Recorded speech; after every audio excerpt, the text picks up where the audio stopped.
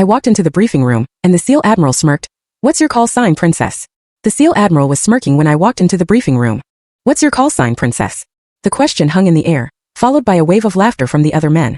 I let the sound die down before I answered, my voice calm and clear. "Reaper Zero." The smirk vanished from the Admiral's face, replaced by a pale shock. He knew the name. "I'm Lieutenant Commander Sandra Kane. I'm 32 years old, and I earned that call sign in a Kandahar storm so bad that everyone else said the mission was impossible. For years, I operated under the belief that my performance would speak for itself. I put in more hours, flew more dangerous missions, and kept my mouth shut while others claimed credit. I endured the quiet disrespect, but when a SEAL Admiral tried to humiliate me in front of 40 fellow officers, calling me a princess as if I were just playing dress-up, I gave him my call sign. The moment he understood its meaning, the entire room went still. Have you ever been so profoundly underestimated by someone who had no idea who they were dealing with? If you've ever had to fight for your place against a tide of doubt, you'll know what happened next. I come from a military family, the kind where discipline was served with breakfast. My dad, a Navy mechanic, had me disassembling engines before I had a driver's license. My mom used to say I knew how to salute before I could form a full sentence. Our home was a constant mix of motor oil and freshly pressed uniforms. Dinner conversations weren't about school or friends, they were about deployment schedules and maintenance checks. I learned young that precision was everything, that taking shortcuts could cost lives, and that respect wasn't given.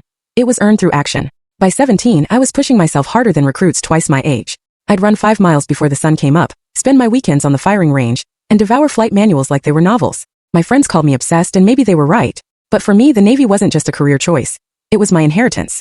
My grandfather served in Vietnam, and my father dedicated 20 years to keeping jets in the sky. It was the family business, and I was born to do it. Right after flight school, I joined the Special Operations Aviation Unit, the quiet professionals who worked in the shadows alongside the SEALs.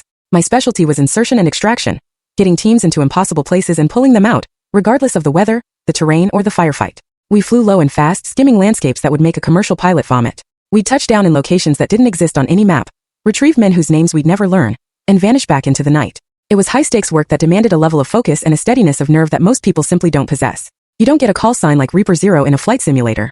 I earned mine on a night in Kandahar when a storm had grounded every other pilot on the base. The wind wasn't just blowing. It felt like it was trying to rip the world apart. Visibility at our forward operating base was practically non-existent, and 12 miles out, a SEAL team was pinned down taking casualties. Command had already made their decision. They were writing them off. Too risky, they said. The weather's a no-go. We'll attempt extraction at dawn. But everyone in that room knew dawn meant body bags. I volunteered. My co-pilot, a steady hand named Alvarez, didn't even blink. We did our pre-flight checks in a driving, horizontal rain, strapped ourselves in, and lifted off into conditions that shredded every safety protocol in the book. The flight out was a vision of hell. We were battered by wind shear that almost sent us into a spiral twice. With zero visibility, we navigated purely by instruments and gut instinct. When we finally located the team, they were nearly surrounded, taking fire from 3 directions and down to their last few magazines of ammunition. We came in hot, rotors screaming, and I held our position steady.